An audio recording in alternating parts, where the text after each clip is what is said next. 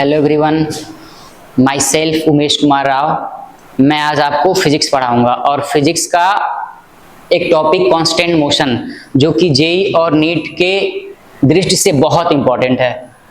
ठीक है, फिर तो मैं स्टार्ट करता हूं अपना कांस्टेंट मोशन। पढ़े हम लोग? गुड।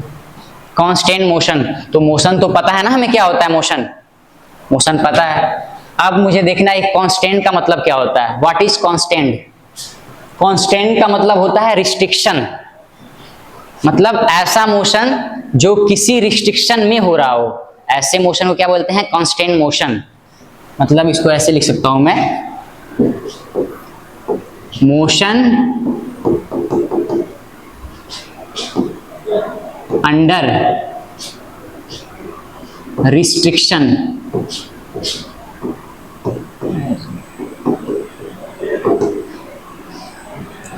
ऐसा मोशन जो किसी रिस्ट्रिक्शन में हो रहा हो उसे कांस्टेंट मोशन कहते हैं। रिस्ट्रिक्शन का मतलब क्या है देखते हैं। सपोज ये अपना पुल्ली है और इस पे दो ब्लॉक ऐसे हैं और ये अपना पुल्ली। यदि मैं इसको मैं खींच रहा हूं आपका 10 मीटर पर सेकेंड से, इस ब्लॉक को, तो ये भी जाएगा ना ऊपर अपना 10 मीटर पर सेकेंड से जाएगा। फिर सेकेंड केस, यदि मैं इसको बहुत बड़ा कर दूं, इतना बड़ा ब्लॉक, और इसको मैं फिर खींच रहा हूं 10 मीटर पर सेकेंड से, तो क्या इसका स्पीड इस ब्लॉक पे डिपेंड कर रहा है? क्या नहीं कर रहा है। तो मैं इसको रिस्ट्रिक्ट कर दिया हूं ना कि भाई तुम्हें 10 मीटर पर सेकेंड से ही जाना है, तो वो 10 मीटर पर सेकेंड से ही जाएगा। तो कोई रिस्ट्रिक्शन लगा दिया हूं ना, तो इसी मोशन को बोलते हैं कांस्टेंट मोशन, मतलब मोशन अंडर रिस्ट्रिक्शन। ठीक है, अब हो गया कांस्टेंट मोशन। अब आगे देखते हैं कांस्टेंट मोशन कितने टाइप के होते हैं। कांस्टेंट मोशन कितने टाइप के होते हैं। नेक्स्ट स्लाइड आपका, टाइप ऑफ कांस्टेंट मोशन।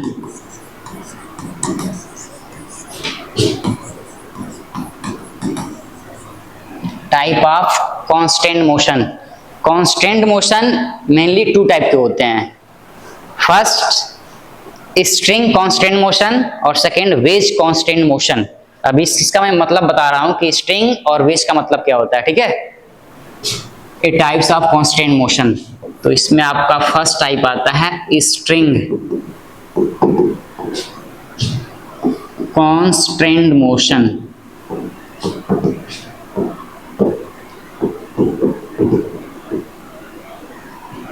और आपका सेकेंड आता है वेज कांस्टेंट मोशन।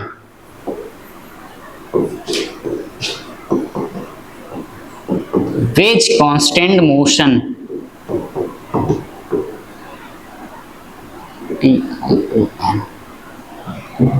वेज कांस्टेंट मोशन। तो कांस्टेंट मोशन तो मुझे पता ही है। अब मुझे देखना है स्ट्रिंग कांस्टेंट मोशन क्या होता है। ऐसा कांस्टेंट मोशन जिसमें आपका स्ट्रिंग इंक्लूड होता है। String means what? रस्सी। रस्सी को इंग्लिश में क्या कहते हैं? स्ट्रिंग। तो ऐसा कांस्टेंट मोशन जिसमें आपका स्ट्रिंग इंक्लूड होता है उसे स्ट्रिंग कांस्टेंट मोशन कहते हैं।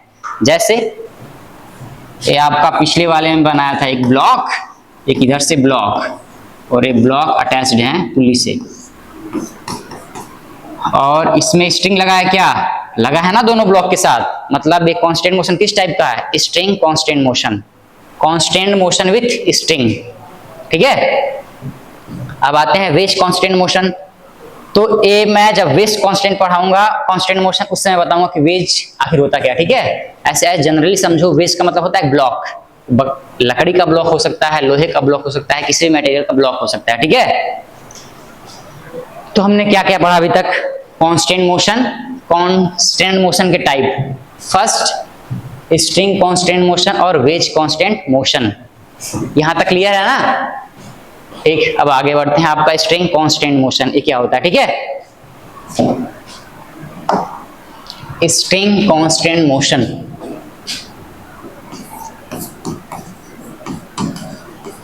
String constant motion. तो कांस्टेंट मुझे पता है, constant motion, string constant motion भी पता है, ठीक है। तो आपका स्ट्रिंग कांस्टेंट मोशन यही था, मैं बार बार बनाया, फिर भी देखो एक बार। ये आपका पुल्ली है, पुल्ली। पुल्ली को हिंदी में बोलते हैं घिरनी, घिरनी। और ये घिरनी कैसा है? फ्रिक्शनलेस, मतलब इस रस्सी और पुल्ली के बीच घर्षण 9 के बराबर लग रहा है। फ्रिक्शनलेस है ना, कोई घर्षण बल नहीं, मतलब उस पर स्लिप करेगा रस्सी। अब जो ए स्ट्रिंग कांस्टेंट मोशन में ए रस्सी यूज की गई है, इसकी कुछ प्रॉपर्टी होती है, इस स्ट्रिंग की कुछ प्रॉपर्टी होती है। तो फिजिक्स वालों ने इस रस्सी के प्रॉपर्टी क्या क्या है उसे बताया फिजिक्स वालों ने। तो हम लोग अब देखेंगे कि वो प्रॉपर्टी क्या क्या है, ठीक है। तो देखो ए स्ट्रिंग की प्रॉपर्टी क्या क्या है।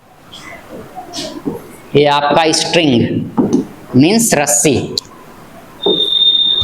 इसकी प्रॉपर्टी क्या है? पहला, ये स्ट्रिंग मासलेस है, मतलब फिजिक्स में हम लोग कैसा रस्सी यूज करते हैं जिसका द्रव्यमान न हो, मासलेस। और दूसरा प्रॉपर्टी क्या होता है इस रस्सी की? वो इनएक्सटेंसिबल होता है, इनएक्सटेंसिबल। इनएक्सटेंसिबल मतलब ये अपनी रस्सी है और रस्सी को मैं खींचूंगा ना, फिर भी ये बढ़ेगा नहीं, मतलब ये इनएक्सटेंसिबल है। यहां तक क्लियर है? मैं रस्सी को खींचूंगा तो बढ़ेगा नहीं, ऐसा इस स्ट्रिंग की प्रॉपर्टी है जो हम लोग पढ़ने वाले हैं। वो स्ट्रिंग मासलेस है और इनएक्सटेंसिबल है। अब जैसे मैं रस्सी को खींचूंगा ना तो इसमें तनाव आ जाता है, टेंशन, टाइट हो जाएगा ना रस्सी, तो इस रस्सी में ही वो तनाव आता है। तो देखते हैं उस टेंशन की प्रॉपर्टी क्या क्या है।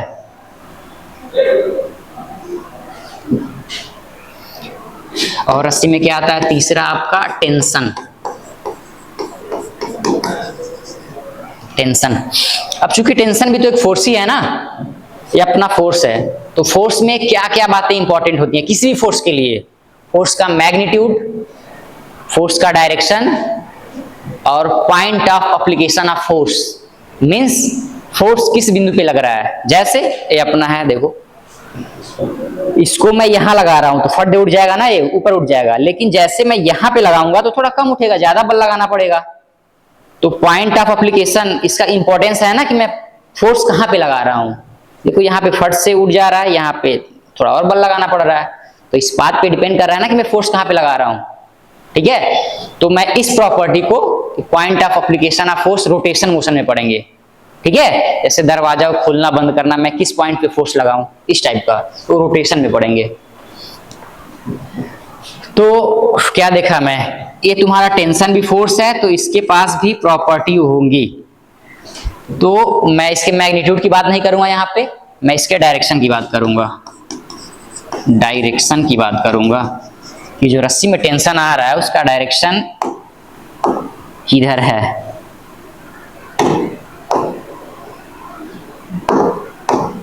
डायरेक्शन, और दूसरा देखूंगा कि नेचर क्या है उस टेंशन का, नेचर। अब आते हैं डायरेक्शन। जैसे मैं बताया कि फोर्स के लिए मैग्नीट्यूड इंपॉर्टेंट होता है, डायरेक्शन और point of application of force. तो इस टेंशन के लिए मैं किसकी बात करूंगा? केवल डायरेक्शन की बात करूंगा। और इस टेंशन का नेचर क्या है, तो पहले फिर यहाँ पे देखते हैं, एग्जाम्पल के थ्रू समझेंगे इसको। तो एग्जाम्पल के थ्रू मैं 2 ब्लॉक लटका दिया इस पे, तो इस पे टेंशन इधर होगा, इस पे टेंशन ऊपर लगेगा। तो देखो मैं इसको बोल सकता हूं क्या डायरेक्शन में कि रस्सी में टेंशन, स्ट्रिंग में टेंशन अलोंग द स्ट्रिंग होता है, मतलब रस्सी के डायरेक्शन में होता है, स्ट्रिंग के डायरेक्शन में टेंशन होता है। तो टेंशन का डायरेक्शन मुझे पता चल गया ना, अलोंग द स्ट्रिंग। मैं दूसरा फिगर बना दिया इधर, ये आपका ये ब्लॉक, इस ब्लॉक को मैं ऐसे पुल्ली से ऐड किया और यहाँ पे फिर ब्लॉक ऐसे। तो इस पे क्या होगा, रस्सी के अलोंग मतलब इधर खींचेगा टेंशन इधर आएगा, इस ब्लॉक के लिए टेंशन ऊपर आएगा। रस्सी के अलोंग आ रहा है क्या, स्ट्रिंग के डायरेक्शन में, अलोंग द स्ट्रिंग आ रहा है ना। अब डायरेक्शन पता हो गया, अब डायरेक्शन, अब फिर नेचर पे आते हैं। रस्सी में जो टेंशन क्रिएट होता है उसका नेचर क्या होता है, नेचर में पुल या पुश आता है। तो यहाँ रस्सी में कभी देखे हो क्या आप लोग कि हाँ रस्सी कभी किसी चीज को धक्का देती है, पुश करती है? नहीं देखे ना, हमेशा पुल करती है। नेचर होता है ना हमेशा पुल करने का, खींचने का। यहाँ पे भी देख लो, जैसे मैं ब्लॉक को अलग कर रहा हूं ऐसे, तो रस्सी ऐसे जुड़ी है, तो ये रस्सी जुड़ी है, स्ट्रिंग जुड़ी है, तो ब्लॉक को खींचेगा ना हमेशा अपनी तरफ, तो टेंशन इसी डायरेक्शन में होगा ना। इसका नेचर क्या है, खींचने का, पुल करने का। तो इसीलिए टी की डायरेक्शन इधर होगी। इसका देखो, इस ब्लॉक का, इस ब्लॉक को मैं ऐसे बनाया, इधर अपनी स्ट्रिंग, तो इस पे भी टी किधर होगा, ऊपर साइड होगा। तो डायरेक्शन कैसे आ रहा समझ में आया है ना। हमेशा रस्सी पुल करता है ना कि पुश करता है, इसका नेचर होता है। तो मैं नेचर में लिख दे रहा हूं, कैसा नेचर है इसका, पुल करने का। ठीक, सही है यहां तक। अब पुल करने का नेचर, ठीक है।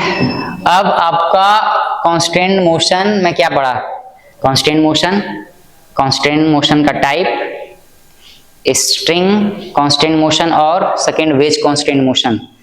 तो इसमें हम लोग पहला क्या पढ़े, स्ट्रिंग कांस्टेंट मोशन, जिसमें स्ट्रिंग की प्रॉपर्टी ये होती है। यहां तक क्लियर है ना। अब आगे बढ़ते हैं, क्या स्ट्रिंग कांस्टेंट मोशन के फॉर्मेट्स पे। ठीक है, मैं क्या पढ़ा, कांस्टेंट मोशन के टाइप, उसमें स्ट्रिंग और वेज, और उसमें क्या स्ट्रिंग कांस्टेंट मोशन, जिसमें स्ट्रिंग की प्रॉपर्टी हम लोगों ने बहुत देख लिया, बहुत बारीकी से देखा। अब आगे बढ़ते हैं अपना इसके फॉर्मेट्स पे। ठीक है, formats,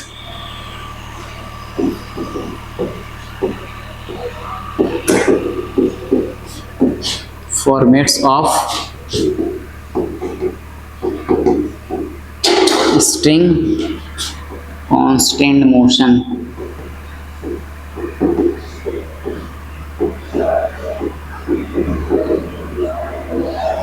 formats of string constant motion. तो स्ट्रिंग कांस्टेंट मोशन के मेनली थ्री फॉर्मेट्स होते हैं। मैं लिख दे रहा हूं, फर्स्ट फॉर्मेट,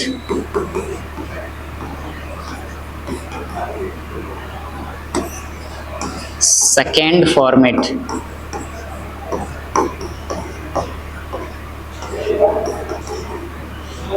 और ये आपका थर्ड फॉर्मेट।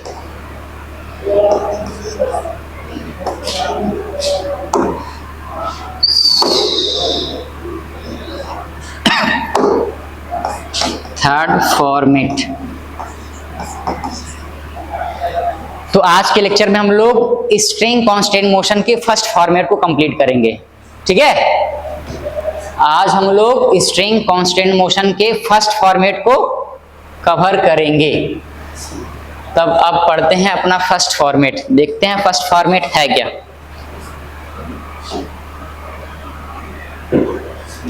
फर्स्ट फॉर्मेट है क्या,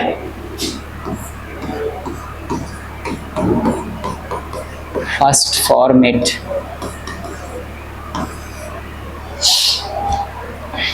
अब इसके लिए कुछ बातें सुनते हैं इससे पहले। ये सपोज करते हैं अपना स्ट्रिंग है, रस्सी, ठीक है, और ये रस्सी भी टाइट है। तो रस्सी टाइट रहेगा तो क्या, मान लो कि इस पॉइंट पे कोई बिंदु ए है, यहाँ पे बी। तो जब रस्सी टाइट रहेगी और मूव करेगी, तो क्या इनके बीच की दूरी हर जगह कांस्टेंट रहेगी क्या?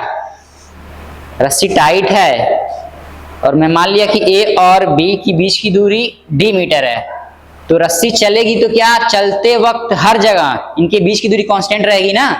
रस्सी टाइट है तो कहाँ बदलेगी, क्योंकि मैं पहले मान चुका हूं कि रस्सी कैसी है, इनएक्सटेंसिबल, मतलब बढ़ेगी नहीं वो, तो कांस्टेंट रहेगा ना वो।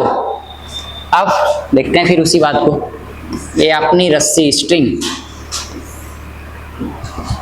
इस स्ट्रिंग में पॉइंट लिया ए और यहाँ पे लिया बी, और ये रस्सी कैसी है अपनी, टाइट है, टाइट, और इनके बीच की दूरी d है। तो मैं क्या लिखूंगा, d A B will remain constant, constant रहेगा ना हर वक्त। कांस्टेंट रहेगा। फिर दूसरा पॉइंट, ये फिर आपकी वही स्ट्रिंग, रस्सी, ये पॉइंट ए है, ये पॉइंट बी। मैं मान लिया इसको कोई खींच रहा है इधर v1 स्पीड से, इस पॉइंट को कोई खींच रहा है v2 स्पीड से, और ये स्ट्रिंग के साथ एंगल बना रहा है θ2 और ये वाला θ1। ठीक है। अब इस पॉइंट पे मैं देखूंगा स्ट्रिंग के अलोंग स्पीड क्या होगी, स्ट्रिंग के अलोंग, तो मैं इसका कंपोनेंट लूंगा ना स्ट्रिंग के अलोंग, तो स्ट्रिंग के अलोंग स्पीड क्या होगी, v1 cos θ1 होगा ना। इसका देखते हैं, इस वेलोसिटी का पॉइंट बी पे स्ट्रिंग के अलोंग स्पीड क्या होगी, v2 cos θ2 होगा ना। अब चूंकि मैं मान चुका हूं कि यदि रस्सी टाइट है तो उनके बीच का डिस्टेंस कांस्टेंट बना रहेगा, हमेशा बना रहेगा ना।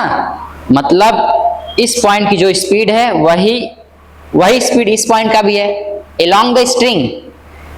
यदि स्पीड कम ज्यादा होता तो दूरी घट बढ़ जाती ना, मतलब वो रस्सी से जुड़ जाता, लेकिन वो डी कांस्टेंट है, मतलब इनके बीच का दूरी आपका कांस्टेंट बना है। इसका मतलब इसकी स्पीड और इसकी स्पीड सेम है अलोंग द स्ट्रिंग। तो मैं क्या लिखूंगा, v1 cos θ1 बराबर v2 cos θ2। क्लियर है यहां तक ना? आई थिंक क्लियर होना चाहिए। रस्सी का फर्स्ट फॉर्मेट है क्या, इसमें यदि रस्सी टाइट है तो रस्सी के किन्हीं 2 पॉइंट्स के बीच की दूरी हमेशा कांस्टेंट रहती है। फिर मैं मान लिया कि इस पॉइंट को कोई v1 इस वेलोसिटी से खींच रहा है, स्पीड से खींच रहा है, पॉइंट v को v2 से, जो v1 स्ट्रिंग के साथ θ1 एंगल बना रहा है और ये v2 स्ट्रिंग के साथ θ2। तो इस पॉइंट पे रस्सी के अलोंग स्पीड क्या होगा, v1 cos θ1 और इधर v2 cos θ2। चूंकि ये दूरी कांस्टेंट है, मतलब रस्सी के अलोंग स्पीड भी सेम होगा, है ठीक है। अब इस पे क्वेश्चन हम लोग करेंगे, ठीक है, 2 से 4 क्वेश्चन करेंगे।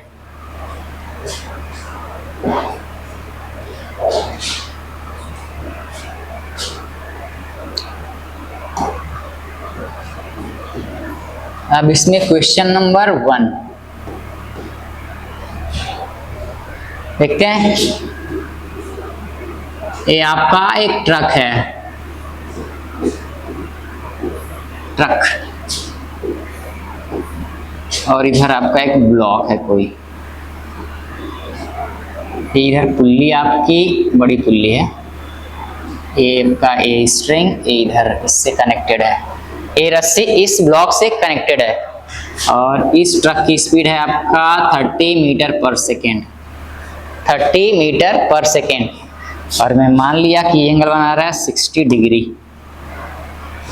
तो मेरा क्वेश्चन क्या है कि इस ब्लॉक का स्पीड क्या होगा, क्वेश्चन है ना। ये ट्रक इसको आगे खींचेगा तो ये ब्लॉक भी आगे बढ़ेगा। मैं मान लिया इसका स्पीड v है, तो क्वेश्चन ये है कि v का मान कितना होगा।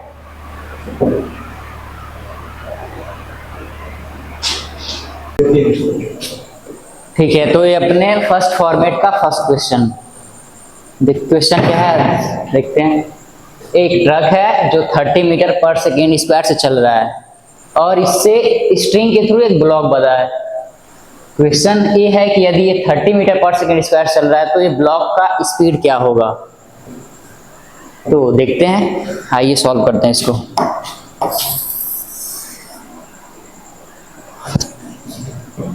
और वन थिंग मैं पहले बता दूं कि हमेशा ही कंपोनेंट एक्चुअल का लेते हैं, जैसे इसका भी यूज है, मैं यहाँ पे बता दे रहा हूँ। ये लेट कोई ब्लॉक है जिसपे इधर 20 न्यूटन का आपका फोर्स लग रहा है और ये हॉरिजॉन्टल के साथ अपना थीटा एंगल बना रहा है। तो मैं बोलूँगा इस फोर्स का हॉरिजॉन्टल कंपोनेंट क्या होगा। तो मैं इसका यदि थीटा एंगल बना रहा है हॉरिजॉन्टल के साथ, तो मैं इसका लिखूंगा 20 cos थीटा। तो मैंने कंपोनेंट किसका लिया, जो एक्चुअल है उसका कंपोनेंट लिया। ठीक, वैसे वहां भी करेंगे। आइए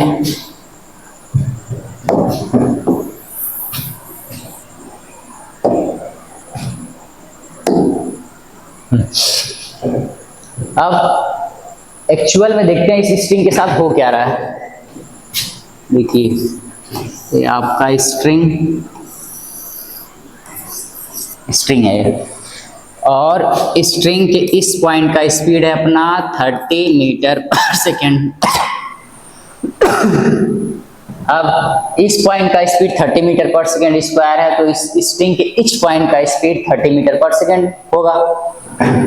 तो ये वाला पॉइंट भी अपना 30 मीटर पर सेकेंड से चल रहा होगा। ए भी ए भी ए भी ए भी ए भी ए भी और ये वाला पॉइंट भी आपका 30 मीटर पर सेकेंड स्क्वायर से चल रहा होगा, क्योंकि मैं बता चुका हूँ कि स्ट्रिंग कांस्टेंट मोशन में along the string each point पे स्पीड सेम होता है, इच पॉइंट का स्पीड सेम होता है।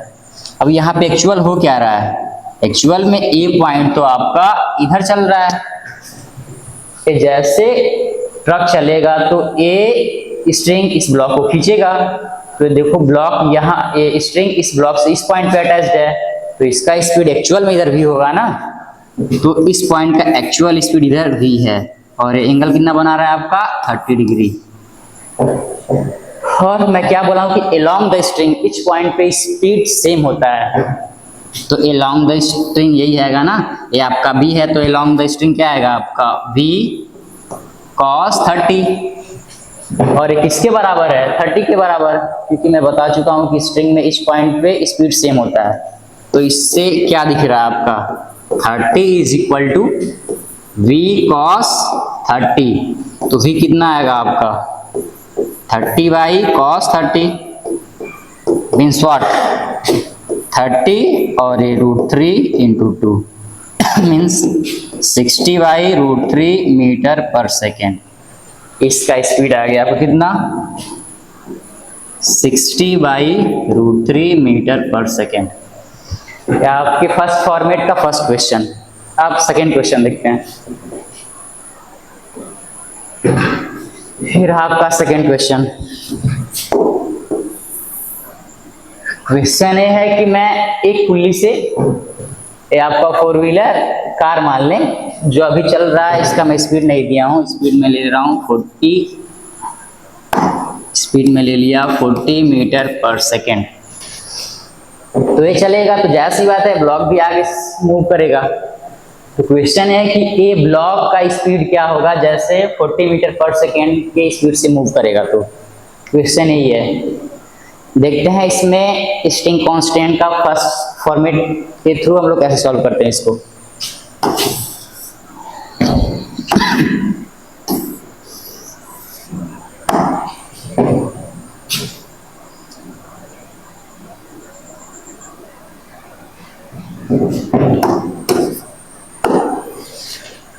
मैं बता चुका हूं ना कि along the string speed each point पे सेम होता है। तो यहाँ पे इस स्ट्रिंग का ए पॉइंट v से चल रहा है ना, तो इसका along द स्ट्रिंग स्पीड क्या होगा आपका v cos 60 along the string. यहाँ भी देखते हैं along the string, along the string ए है और चूंकि वो 30 तो ये भी 30, तो इधर इस दिशा में या along द स्ट्रिंग स्पीड क्या होगा उसका 40 cos 30 और along द स्ट्रिंग है, इसका मतलब ए बराबर उसके है, तो इससे क्या होगा आपका 40 cos 30 is equal to v cos 60, v cos 60 40 into √3/2 is equal to v into 1/2, 2 से 2 कैंसिल, तो ये रिप्रेजेंट कर रहा है आपका v is equal to 40 √3 metre पर सेकेंड। तो इस ब्लॉक का स्पीड कितना है आपका 40 √3 मीटर पर सेकेंड। ठीक है, और आज के लेक्चर को यहीं पेंड करते हैं। बाकी others lecture, others topic and lectures next video में अपलोड होंगे। और ठीक है, इस चैनल से अपना प्यार बनाए रखना। प्यार मीन्स खूब लाइक करो, सब्सक्राइब करो एंड शेयर करो। Thank you.